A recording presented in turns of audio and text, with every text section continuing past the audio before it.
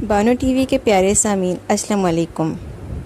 Video شروع کرنے سے پہلے میری آپ لوگوں سے ایک گزارش ہے، اگر آپ میرے چینل پر نیو ہیں تو میرے چینل کو سبسکرائب کر لیں تاکہ آنے والی اپڈیٹ آپ کو ملتی رہے۔ ایک یتیم لڑکی جس کا اس دنیا میں اپنی ماں کے علاوہ کوئی نہ تھا، اس کی شادی اپنے چچا زاد بھائی سے ہو گئی۔ وہ بہت ظالم تھا، نہ صرف اس لڑکی کو مارتا پیٹتا بلکہ اس کے خاندان والوں کا رویہ بھی اس کے ساتھ ہتک امیز تھا۔ اس کا خاوند جب بھی اسے مارتا وہ اپنی ماں کے پاس چلی جاتی اور وہ دونوں مل کر گھنٹوں رو کر دل کا بوجھ ہلکا کرتے۔ یہ سلسلہ 10 سال تک چلتا رہا۔ خدا کا کرنا ایسا ہوا کہ اس لڑکی کی ماں شدید بیمار ہو گئی۔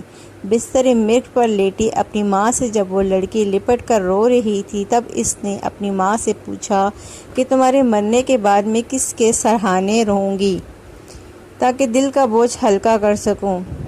اس کی ماں نے اسے کہا جب اس کا خاوند اسے زیادہ مارے تو ہفتہ 2 ہفتے بعد وہ یہاں آئے اور وضو کر کے اللہ کے حضور سجدہ ریز ہو کر روئے۔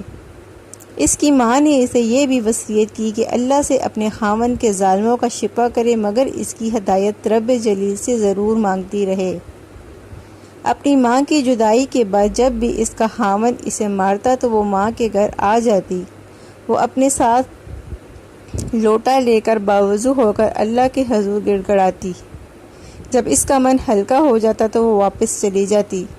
ابھی مہینہ بھی نہیں گزرا تھا کہ کسی شیطان صفت انسان نے اس کے خاوند کو ورگلایا کہ تمہاری بیوی اپنے ماں کے کھنڈر مکان میں جا کر پتہ نہیں کیا کرتی ہے کہ واپسی پر خوش الحان ہو کر آتی ہے۔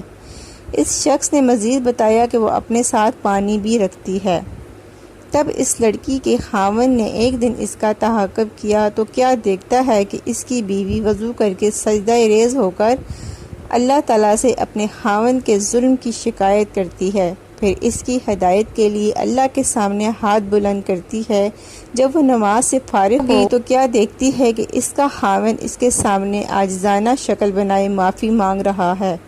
بس کرو پگلی، تمہاری دعا قبول ہو گئی۔ یہ بات اس کے کانوں میں جوں ہی پڑی تو آنکھوں سے آنسو رواں رواں ہو گئے، مگر اب کی بار یہ خوشی کے آنسو تھے۔ پھر اس رات وہ گھر واپس نہ آئی بلکہ ان دونوں نے وہ رات وہیں پہ گزاری۔